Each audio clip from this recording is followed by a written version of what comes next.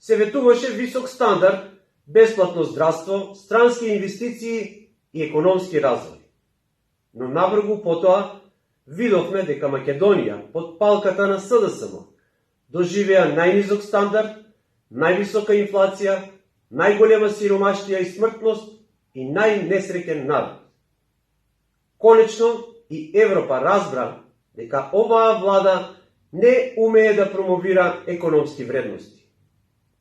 Нивните вредности беа чуму идентитетот кога си без пари и ја направија Македонија една од најсиромашните земји, распродавајќи го јазикот, историјата и идентитетот. Се надеваме дека отсуството на градоначалникот за денот на чествувањето на 5 струмички студенти и 11 септември не е поради проблематичноста на вредностите. СДСМ до толку ги смени нашите вредности, што сега и самата се дистанцира од нив.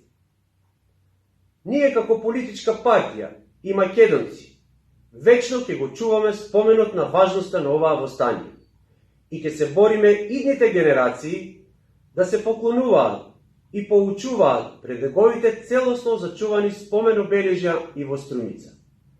Нека ни е честит 11 октомври, денот на македонското антифашистичко народно востание.